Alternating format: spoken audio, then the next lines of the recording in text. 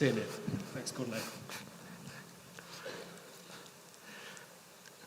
Môre almal, dad joke. Wat noem jy 'n pastoor in Duitsland? German Shepherd. Nou kan ons aangaan. So ons is lekker in die gesprek rondom cold to cold. Die hele gesprek van hoorie maar iewers moet ek en jy beweeg van 'n spasie van net waar ons sit lekker warm maak in die kerk en net agter jou lesenaar sit by die werk en jy weet waar ons net klas toe gaan en kinders onderrig waar ons net in hierdie stad beweeg van punt A na punt B. Partykeer skiep ons seën dan wil ons eintlik net na D toe gaan of wat ook al dit mag wees.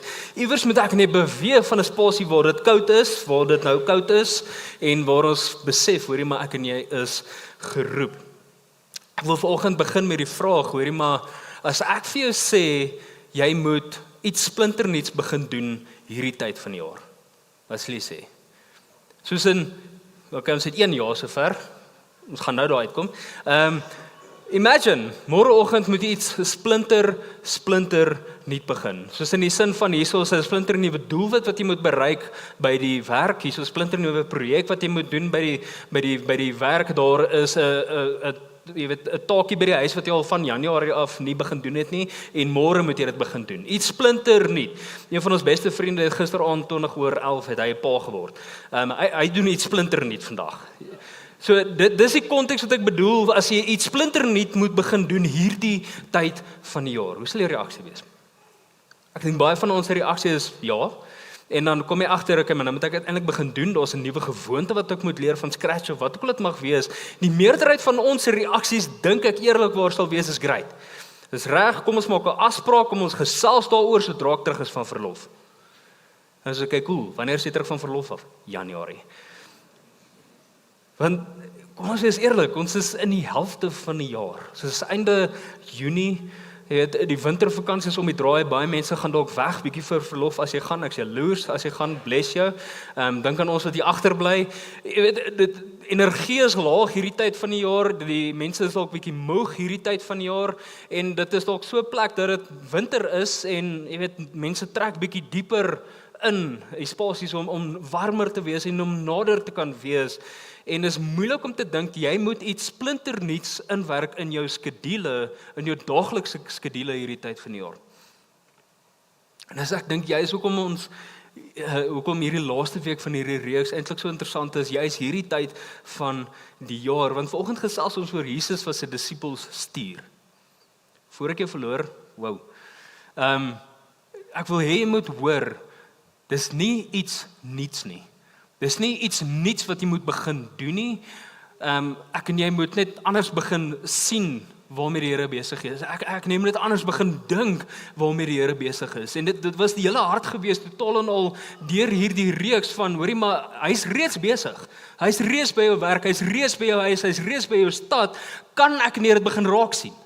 En kan ek nie begin anders dink dat jy 'n aktiewe rol speel in hierdie spasie? Klem op aktiewe rol, nie net dat ek nie 'n rol speel nie, ek nie speel aktiewe rol in die spasie van waarmee die Here besig is, by jou huis, jou werkplek en ook in hierdie stad, glo dit of nie. Maar ek dink dit is goed dat mense hierdie tyd van die jaar gesels oor Jesus wat sy disippels stuur, want dis nie op 'n perfekte oomblik nie. Jy weet, hierdie voel vir my soos, jy stuur my in Januarie, want jy weet, dan sien jy adrenalien daar, die hoop is daar, die doelwitte is daar, maar hy stuur hulle ook nie wanneer alles rustig en uitgesorteer voel by die disippels se kant nie. Dis nie eers wanneer hulle terugkom van verlof af, wat dinge by hulle gebeur nie. Maar is in die middel van hulle verantwoordelikhede, is in die middel van regte lewe, in die middel van regte twyfel. Gaan nou by dit ook uitkom. Ek dink dis 'n goeie plek om vandag te begin, want as Jesus sy disippels stuur, dan begin hy nie by hulle tekortkoming nie. Hy begin nie by hulle selfvertroue nie, hy begin nie by hulle kapasiteit nie, hy begin nie by hulle, jy weet, energievlakke of kapasiteit in die einde van die dag nie. Jesus begin by homself.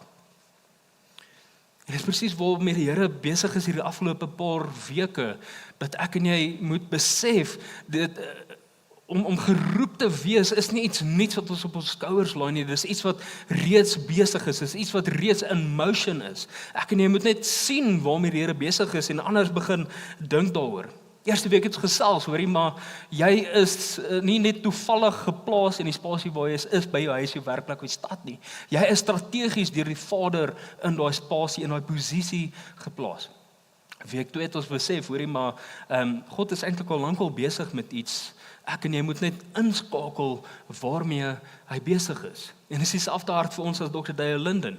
Ons glo God is reeds besig op 'n mission in hierdie omgewing en daarom is ons 'n family on mission en ons skakel net in by waarmee die Here reeds besig is in almal se huis, die werkplek en in die stad. Ek wil hê jy moet hoor huis, werkplek en stad, want alhoewel baie van hierdie reeks gefokus is op mense werkskonteks, is dit eintlik relevant vir waar jy jouself bevind die meeste tyd van die dag. Jou huis, jou werkplek en ook in hierdie stad. Laasweek het ons gesels, hoorie, maar iewers moet ek aan jou op 'n plek kom waar ons nie net passief kan wees in ons werkplek of in die spasies waar jy beweeg nie. Daar's 'n plek waar ons moet beweeg van concern na compassion toe om verantwoordelikheid te kan neem vir die verandering wat die Here wil kom bring in jou spasie. Koninkryk is reeds in ons, maar dis ook koninkryk wat ek en jy vestig en bou saam met die Vader. En dit bring ons by die einde van hierdie reeks met 'n baie relevante vraag. Wat maak jy met hierdie inligting? Wat maak jy met al hierdie inligting? Hoe lyk dit as 'n gewone, en klem op gewone, hoe lyk dit as 'n doodgewone persoon ja sê vir die Here? Ja sê vir die Here in sy huis, 'n werkplek in hierdie stad op, in 'n spasie waar dit 'n maandagooggend is in die middel van die jaar. Hoe lyk dit as iemand ja sê vir die Here? Daar's 'n spasie waar ek en jy moet beweeg van call to call, van koud na geroep. Maar die ding is, sodra ek en jy besef, maar daar is hierdie roeping oor ons lewe, daar's 'n roeping in die spasies waar jy is, oor jou lewe, dan kom ek en jy op 'n plek waar ons voete moet beweeg. Jy speel 'n aktiewe rol, weer eens klem op aktief, alhoewel dit winter is en ons wil koud en ons wil sit by die heater, ek en jy speel 'n aktiewe rol in die spasies waar ons beweeg. Ons beweeg van call to commission.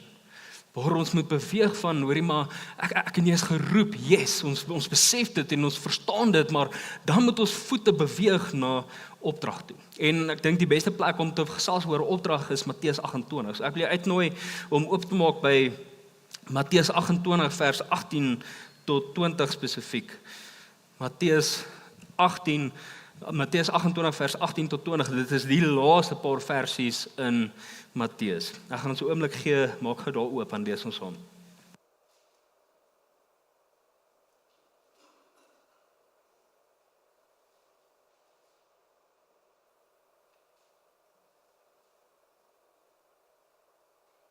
Matteus 28 vers 18 tot 20. Jesus kom toe nader en sê vir hulle, dit is die disippels en die mense wat daarso was op die berg.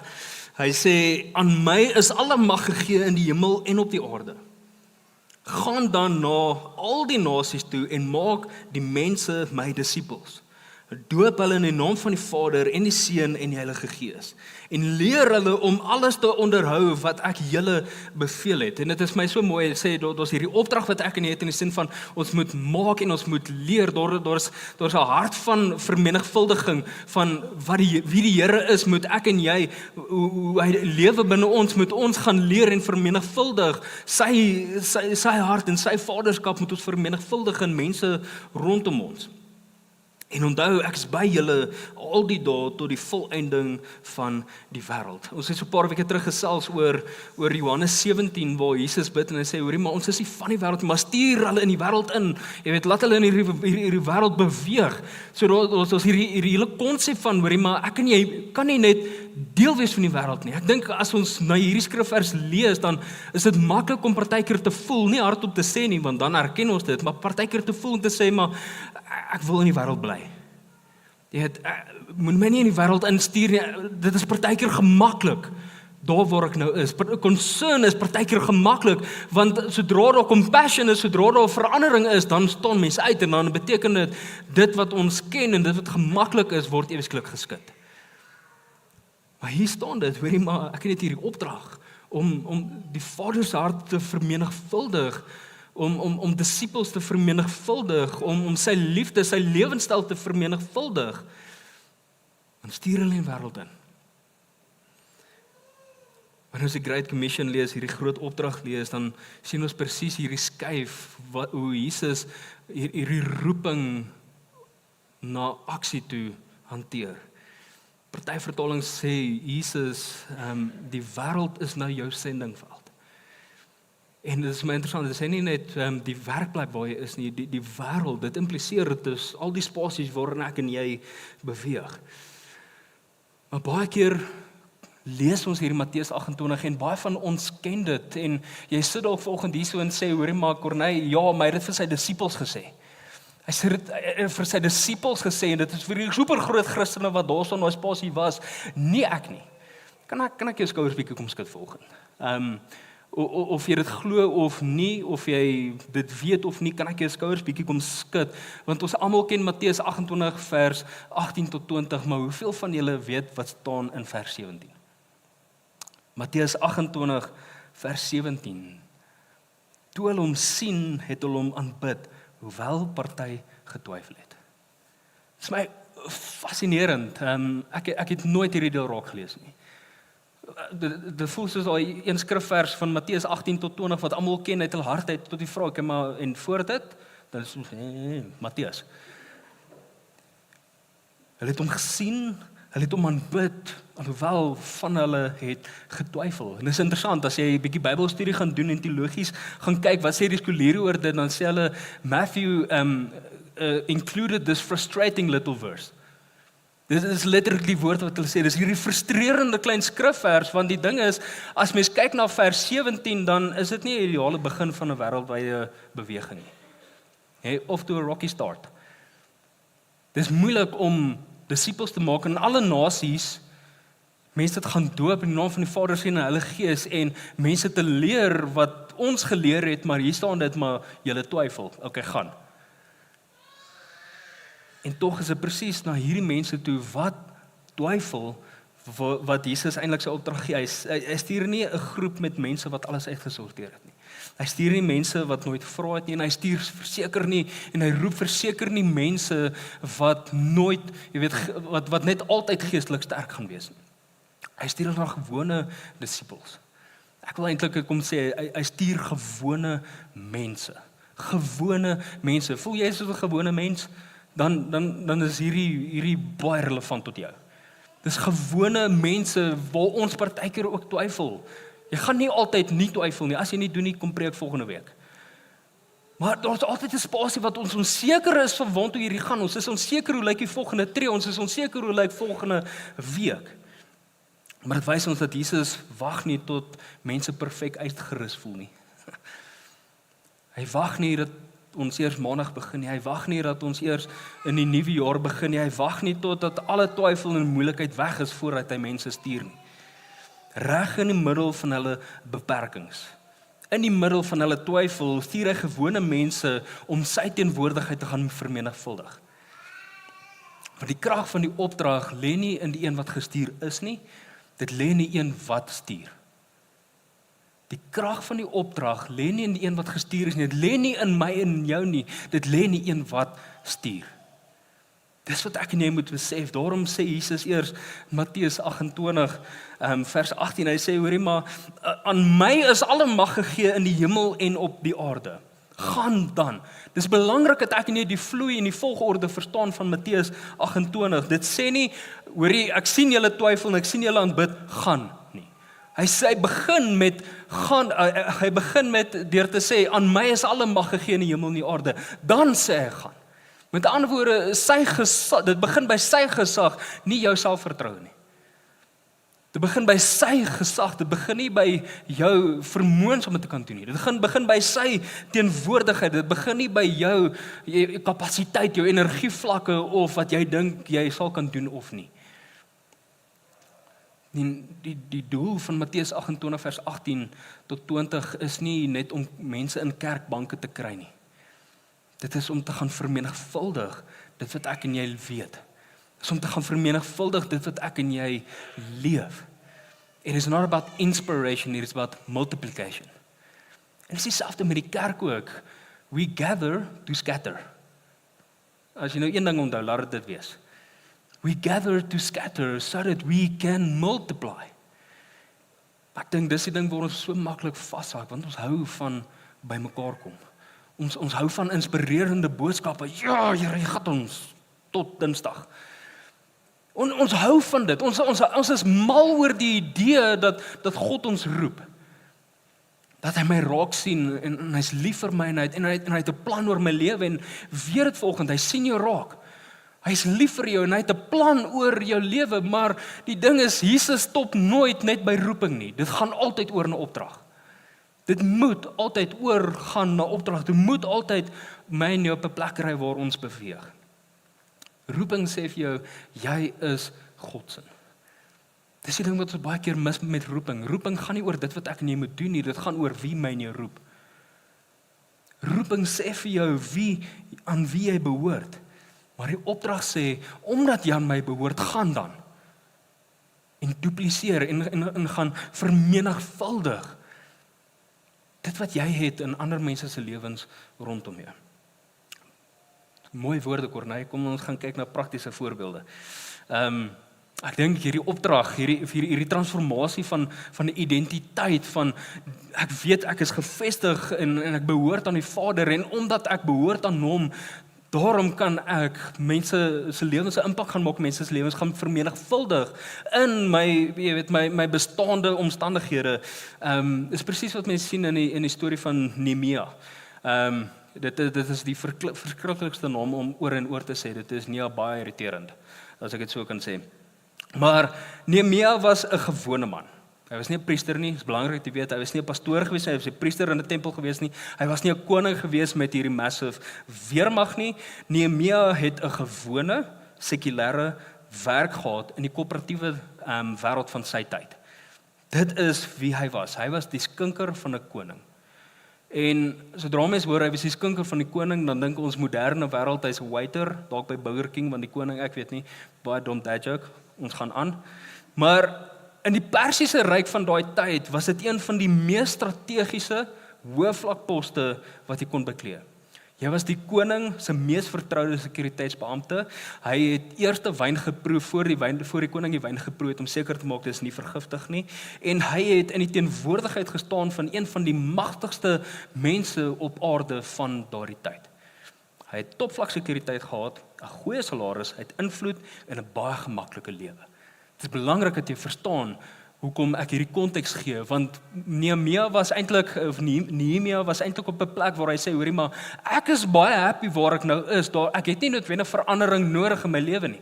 Jy weet, ek is gesort by die werk, almal is happy by die werk, ek het al hierdie voordele, wat ook al dit mag wees, ek is happy met concern, dat ek net in hierdie spasie bly van, as dinge verkeerd gaan, weet ek die koning gaan dit uitsorteer.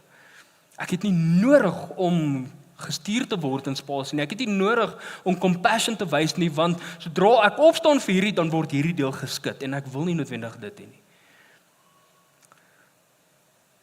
Maar nou kom sy broer by hom aan en vanaf Jerusalem en hy vra vir sy broer, hoe gaan dit met die mense in die stad? En die antwoord wat hy kry van sy broer af tref hom ongelooflik hard. Sy broer sê vir hom, die mure van Jerusalem lê steeds in ruïnes.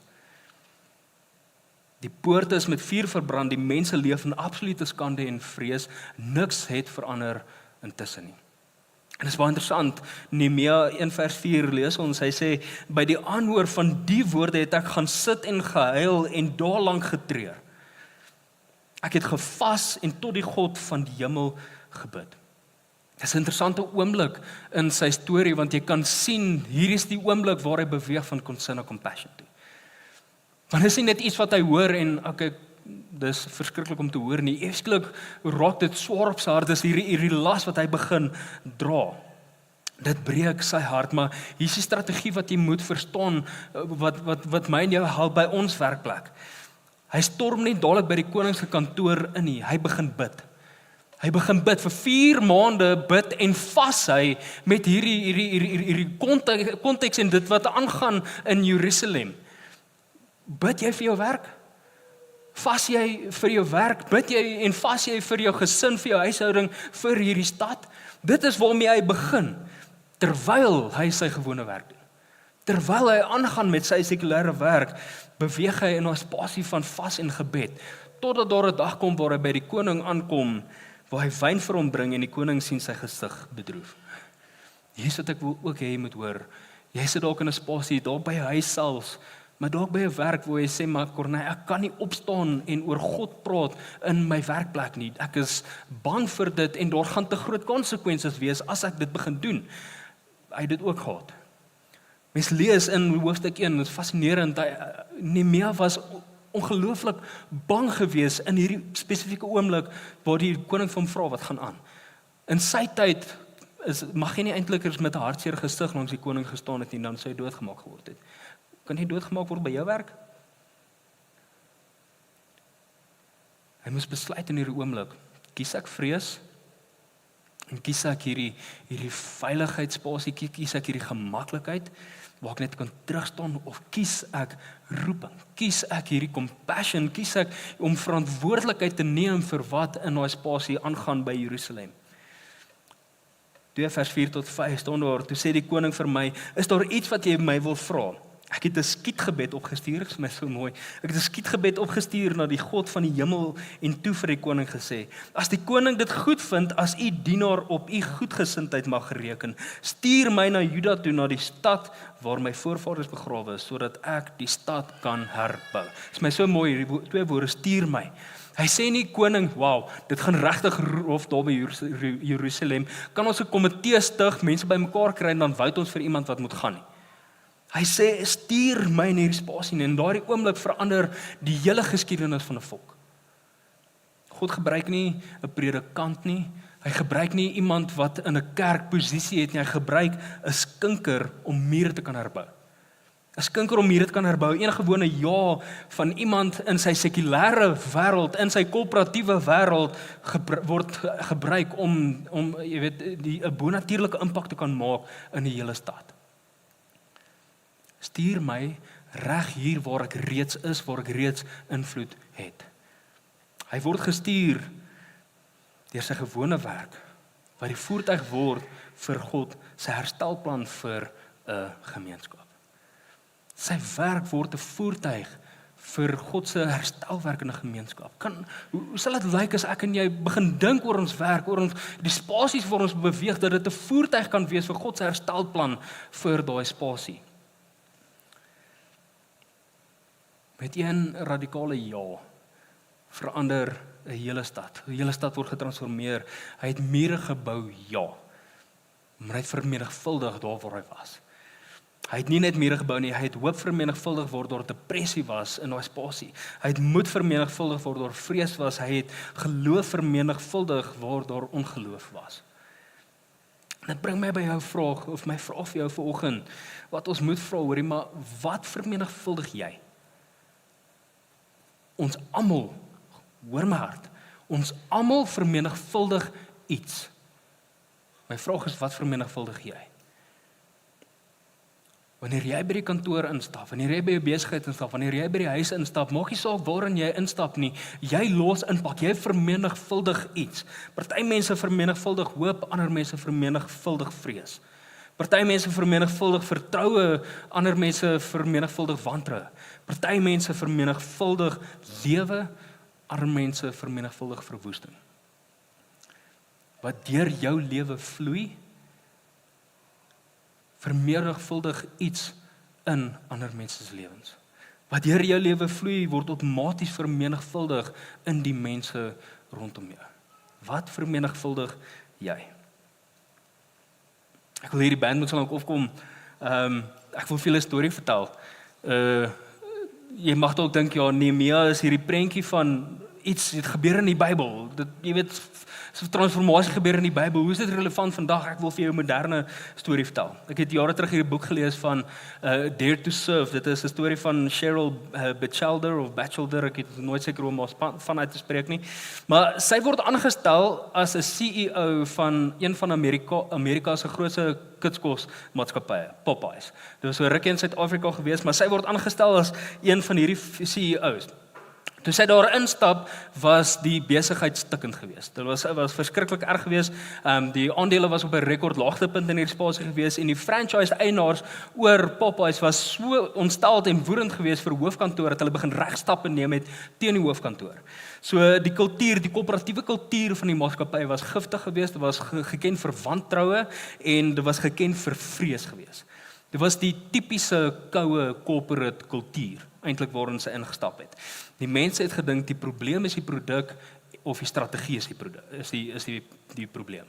Maar tog stap sy in en sy sê maar die probleem is nie die produk of die strategie nie, die probleem is die mense.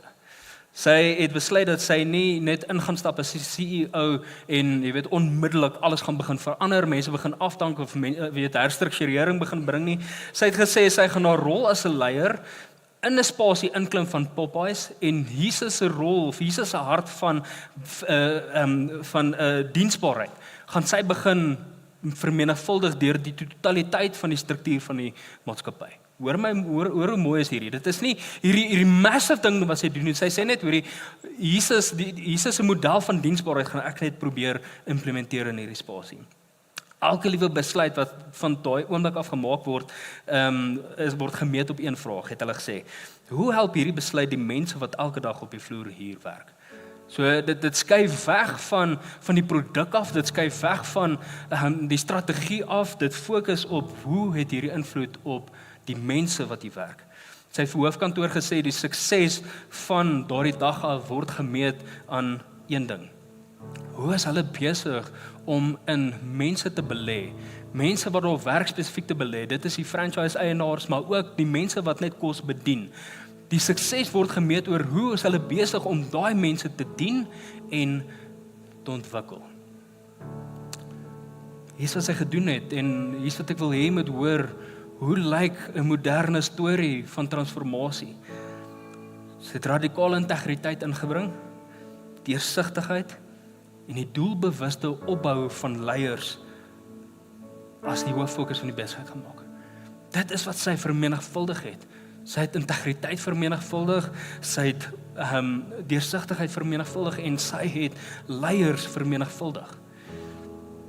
Binne 'n dekade het een vrou se die totale kultuur van 'n maatskappy geswaai. Nie van 'n franchise nie, van 'n totale maatskappy met honderde franchises.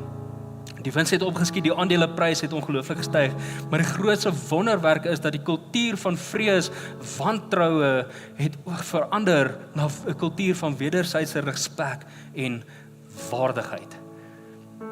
Dis my mooi. Dat die kultuur verander het na mense wat waardig gevoel het in die maatskappy, maak nie saak wat hulle rol is nie. Een persoon het 'n koöperatiewe atmosfeer geswaai, omdat sy besef het, Here, maar hier is 'n geleentheid vir iets wat jy wil kom doen. Wat ek wil hê moet hoor is, partykeer is dit nie vinnig nie, dit gaan nie noodwendig Woensdag verander by jou werk nie. Dit gaan nie noodwendig Woensdag anders wees by jou huis nie. Partykeer kan dit tot 'n dekade vat voor daar transformasie kan gebeur, maar my vraag is, het jy genoeg vertroue dat alle mag is aan die Vader gegee, dat dit kan 10 jaar vat en jy kan okay wees met dit, dat hy binne 10 jaar en oor 10 jaar en langer dalk nog steeds iets doen in die spasie waar jy beweeg. Kan jy volhard in daai spasie, selfs al sien jy nie die transformasie nie. Jare later het iemand haar gevra, wat was die secret geweest? En sy het net gesê, when people are genuinely served, they flourish.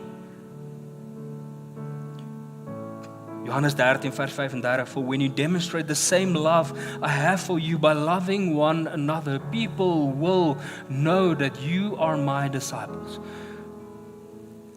For when you demonstrate the same love, kan ek en jy geken word in ons huis en ons werkplek vir die liefde wat die Vader vir ons het. Kan ons geken word dat daai liefde oorspoel na ander mense toe. Dat ons dien in die spasie waar jy is. Maak nie saak wat sy rol jy het nie. Sy het nie op 'n tafel geklim en begin preek nie. Sy het nie Bybels op almal se lesenaars gaan sit nie. Sy het net begin leef op 'n manier wat die kultuur begin swaai het. Dis hoe eenvoudig dit is om gestuur te kan word, om net anders te kan leef sodat 'n kultuur geswaai kan word. 1 jaar en skielik word koninkryk sigbaar.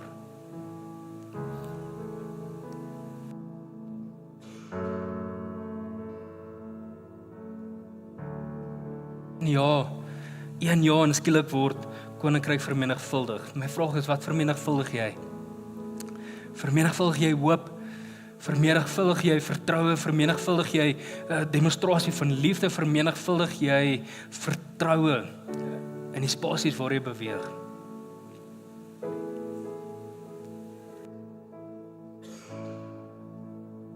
Jy uitnooi om saam met my te staan, want ek wil jou uitnooi om môreoggend anders by die werk op te daag.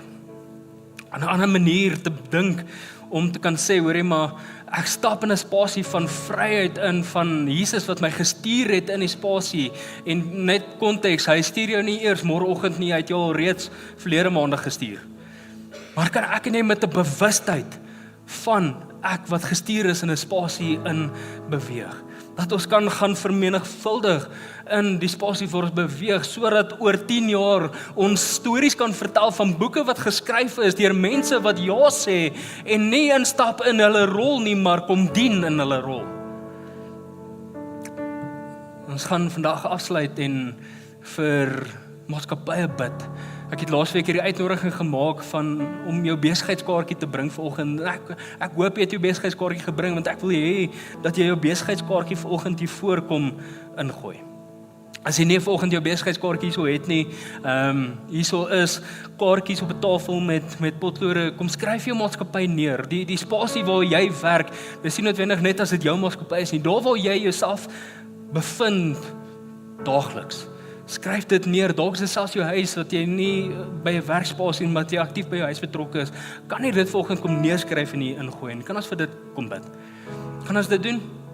So hulle gaan anders speel. Ek wil julle uitnooi, beweeg vorentoe. Kom gooi dit in en dan gaan ons vir hierdie maatskappye spesifiek bid. Kom ons beweeg.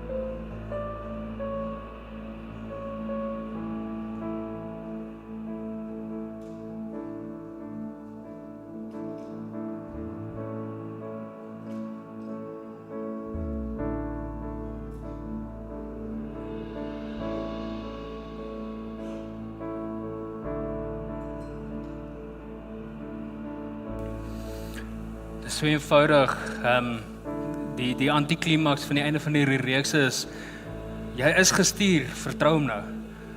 Al vat dit jou 10 jaar. As dit môre gebeur, as dit Woensdag gebeur, kom getuig asseblief, maar as dit oor 10, 15 jaar gebeur, kom getuig asseblief.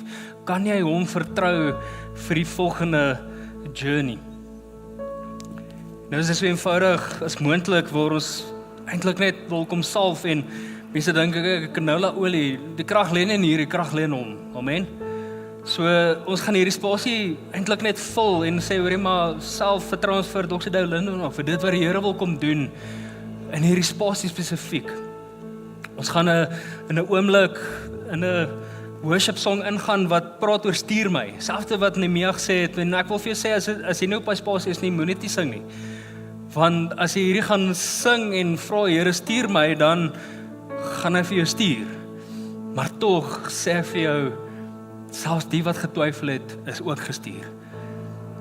So ek wil jou uitnooi vanoggend, wees bewus en dink anders en sien anders hoe hy jou gestuur het reeds. So ons gaan in 'n oomblik oor al hierdie besighede bid en ek wil jou uitnooi as jy vanoggend jou besigheidskaartjie kom ingooi het of iets hier kom ingooi het, kan jy dalk net jou hande oplig, eintlik net as hierdie spasie van Here, ek vertrou U en ek ontvang vir wat U besig is om te doen, wat U reeds kom doen het en wat U nog gaan kom doen in ons besigheid. Amen. Here, ek bid vir elke persoon wat vanoggend hierso is, Here, wat hulle hart verklaar, Here, maar kom stuur my in hierdie spasie, Here. Kom, ek bid, Here, vir elke kaartjie wat hierso is, Here, bid ons, Here, dat daar getuienis sal wees, dat daar wonderwerke sal wees, dat daar beweging sal wees in hierdie maatskappy, Here, maar die hart vanoggend is, Here, U kan wonders doen deur 'n maatskappy en vir 'n maatskappy deur een persoon. En Here, ek wil spesifiek kom bid vir daai een persoon wat vanoggend hulle kaartjie hier kom ingooi het en sê, Here, maar die vermoë en die kapasiteit lê binne my wat U wil kom doen en U kan deur my 'n totale maatskappy kom transformeer. So ek bid vanoggend vir mense wat sê, ja Here, hierso ek stuur my, mag ek met 'n bewustheid instap in 'n maandagooggend in. Mag ek met 'n bewustheid in my huis instap na hierdie spasie, na hierdie diens en sien wat U kom doen in die spasies vir ons beweeg. Kom ons worship.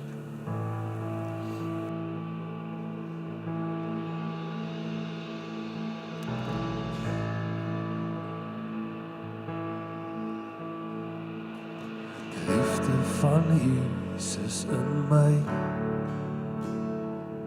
met 'n hart wat die waarheid bely. Die wêreld het hoop in U naam, en ek is die een wat sal gaan. Stuur my in die wêreld in, stuur my na die mense uit. Jesus roep vir die wêreld,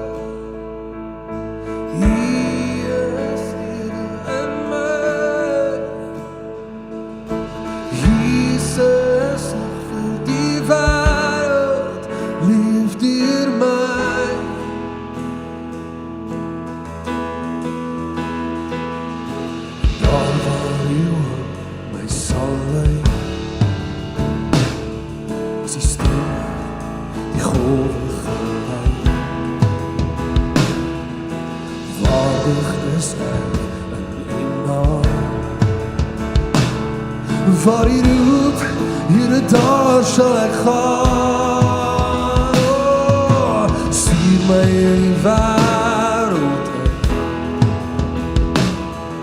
stuur my na die mense uit. Oh, Jesus roep vir die wêreld, U is lewe in my.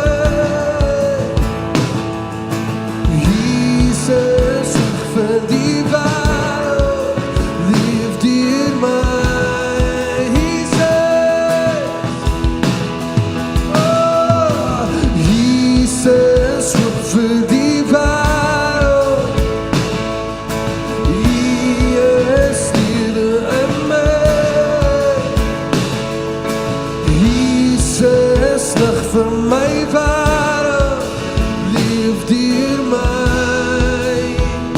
sing, U is die mag. U is die mag en die krag en die lewe hier binne my is die woord vir ewig. U is die mag en die krag en die lewe hier binne my is die woord vir ewig. U is die mag en die krag en die lewe hier binne my is die woord vir ewig. U is die mag en die krag en die lewe hier binne my is die woord vir ewig.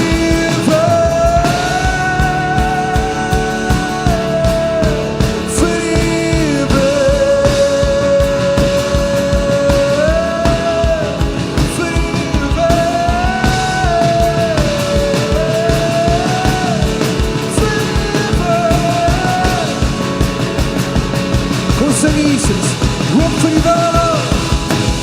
Jesus, roep vir die wêreld. U is weer in my. Jesus, lig vir my wêreld. Leef deur my. Jesus, roep vir die wêreld. Jesus, roep vir die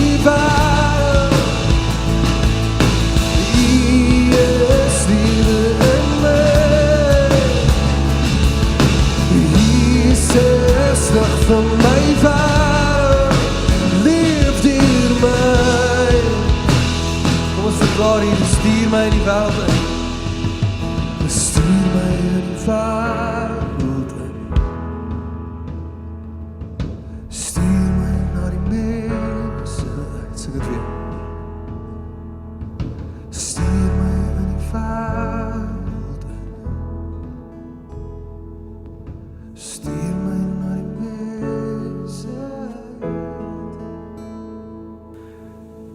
Ek bid vir elke persoon wat vanoggend braaf genoeg was om die woorde te sê, Here, stuur my.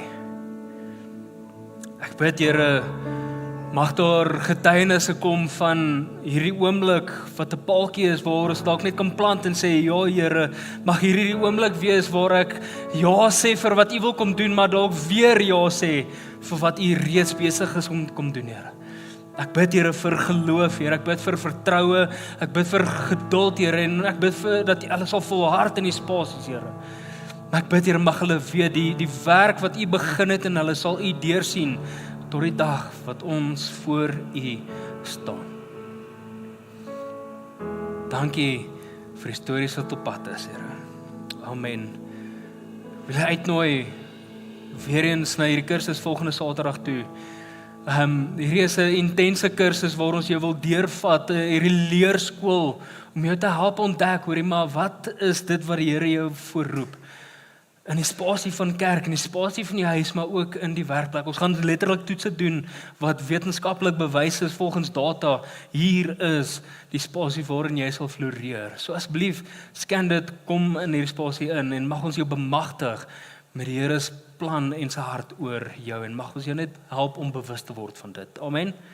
Amen. Hegseënde Sondag verder, gaan lekker uitbeweeg. Daar's koffie en daar's lekker eetgoed. As jy gebed nodig het hierna, asseblief kom hier vorentoe is gebedspan wat saam met jou wil bid. Hegseënde Sondag verder. Totsiens.